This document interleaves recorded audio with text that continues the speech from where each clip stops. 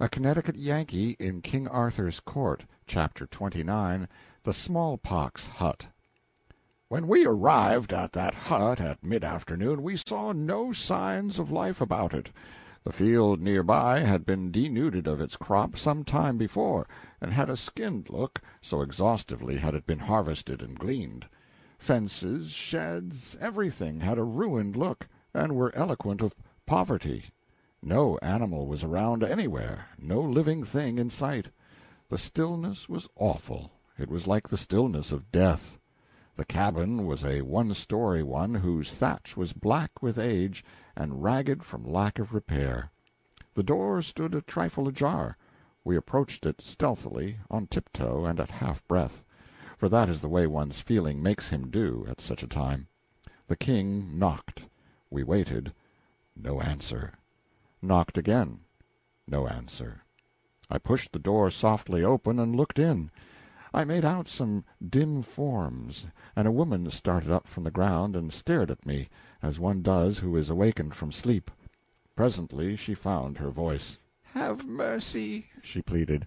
"All is taken. Nothing is left." "I have not come to take anything, poor woman." "You are not a priest?" "No." "Nor come not from the lord of the manor?" "No, I am a stranger."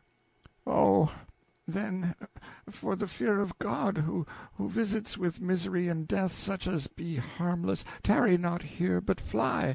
This place is under his curse, and his church's." "Let me come in and help you. You are sick and in trouble."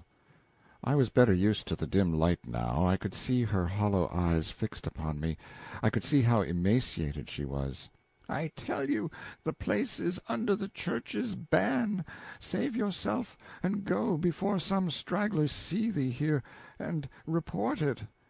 "Give yourself no trouble about me. I don't care anything for the church's curse. Let me help you." "Now all good spirits, if there be any such, bless thee for that word. Would God I had a sup of water.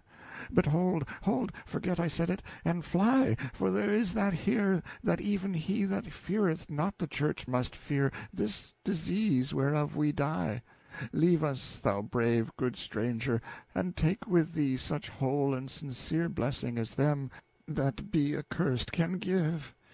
But before this I had picked up a wooden bowl and was rushing past the king on my way to the brook.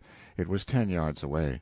When I got back and entered, the king was within, and was opening the shutter that closed the window-hole to let in air and light. The place was full of a foul stench. I put the bowl to the woman's lips, and as she gripped it with her eager talons the shutter came open, and a strong light flooded her face. Smallpox! I sprang to the king and said in his ear, "Out of the door, on the instant, sire! The woman is dying of that disease that wasted the skirts of Camelot 2 years ago." He did not budge. "Of a truth I shall remain, and likewise help." I whispered again, "King, it must not be. You must go." "Ye mean well, and ye speak not unwisely. But it were shame that a king should know fear, and shame that belted knight should withhold his hand where be such as need succor. Peace, I will not go. It is you who must go.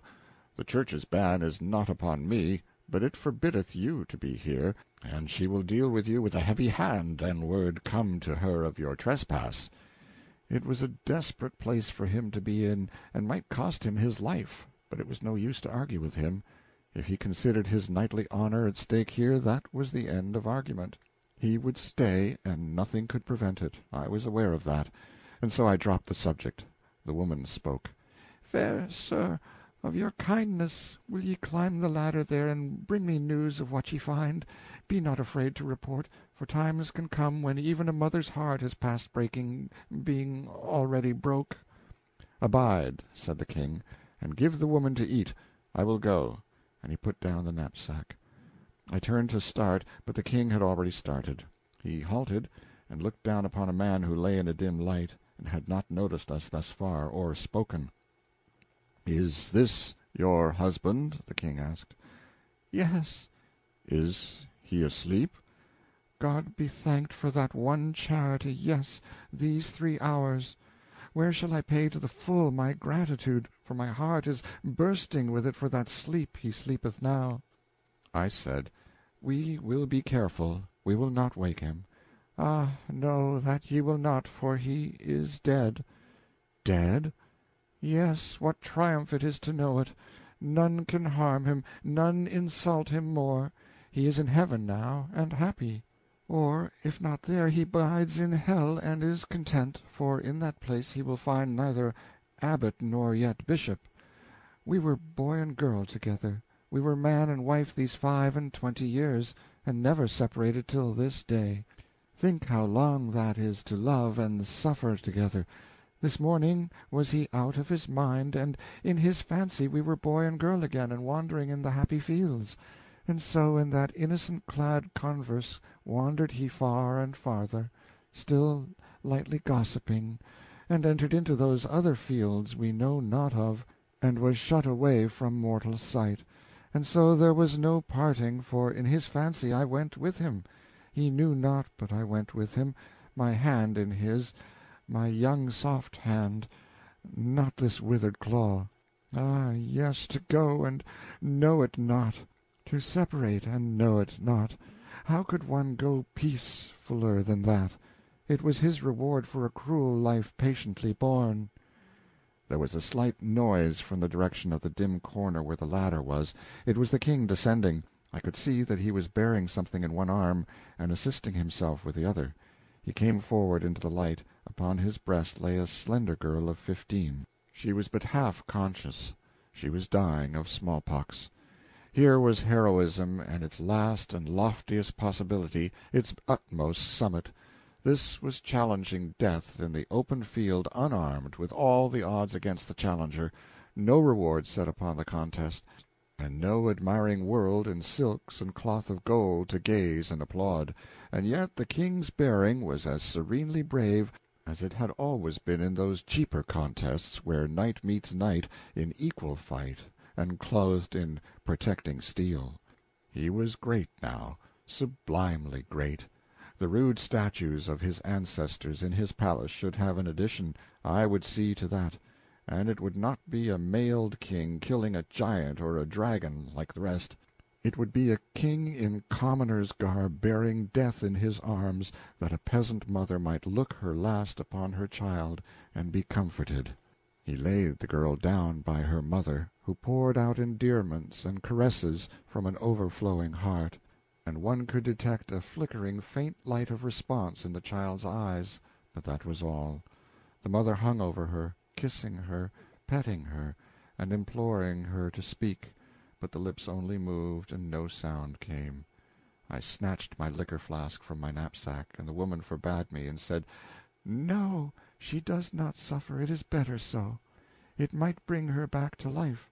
None that be so good and kind as ye are would do her that cruel hurt. For look you, what is left to live for?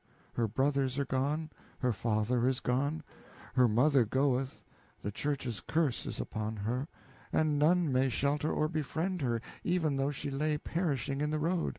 She is desolate. I have not asked you, good heart, if her sister be still on live, here overhead. I had no need. Ye had gone back else, and not left the poor thing forsaken." "She lieth at peace," interrupted the King in a subdued voice. "I would not change it. How rich is this day in happiness! Ah, my Annis, thou shalt join thy sister soon. Thou'rt on thy way, and these be merciful friends that will not hinder." And so she fell to murmuring and cooing over the girl again, and softly stroking her face and hair, and kissing her, and calling her by endearing names. But there was scarcely sign of response now in the glazing eyes. I saw tears well from the King's eyes and trickle down his face. The woman noticed them too, and said, "Ah, I know that sign. Thou'st a wife at home, poor soul, and you and she have gone hungry to bed many's the time, that the little ones might have your crust. You know what poverty is, and the daily insults of your betters, and the heavy hand of the Church and the King." The King winced under this accidental home shot, but kept still. He was learning his part, and he was playing it well, too, for a pretty dull beginner. I struck up a diversion. I offered the woman food and liquor, but she refused both. She would allow nothing to come between her and the release of death. Then I slipped away and brought the dead child from aloft, and laid it by her. This broke her down again, and there was another scene that was full of heartbreak. By and by I made another diversion, and beguiled her to sketch her story. "Ye know it well yourselves, having suffered it, for truly none of our condition in Britain escape it. It is the old weary tale. We fought and struggled and succeeded, meaning by success that we lived and did not die. More than that is not to be claimed. No troubles came that we could not outlive, till this year brought them.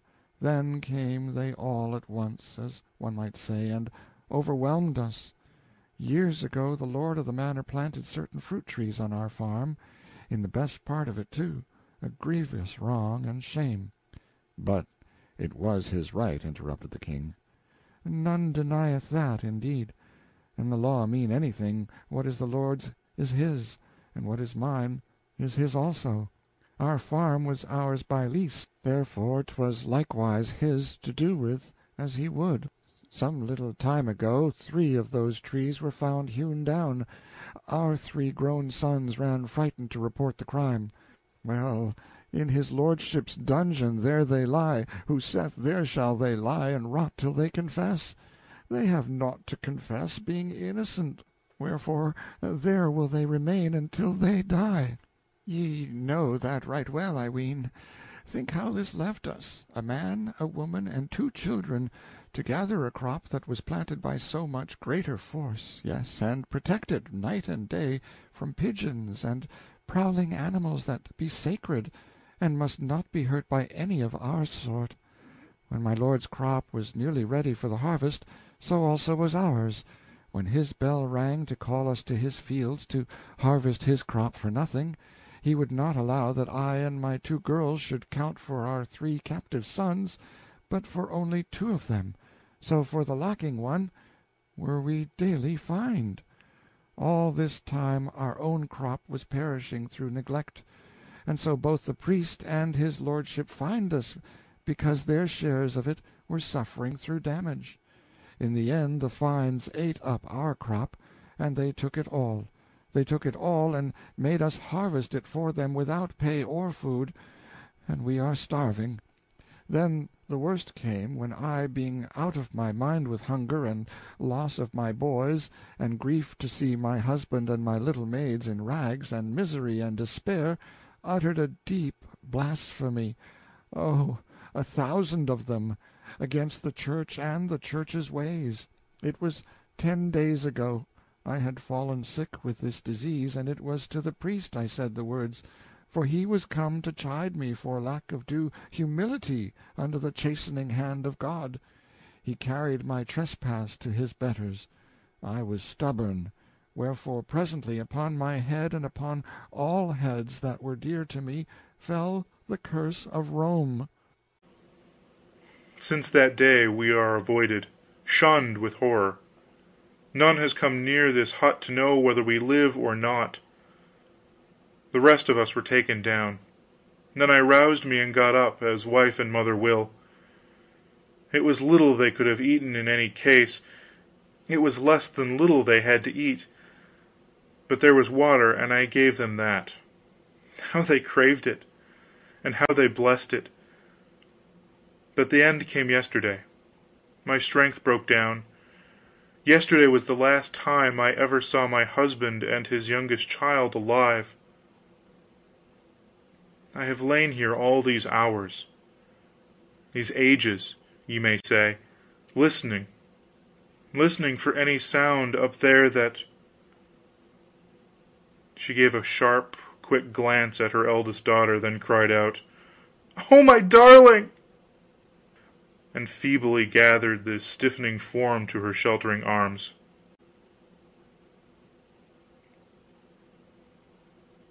She had recognized the death rattle.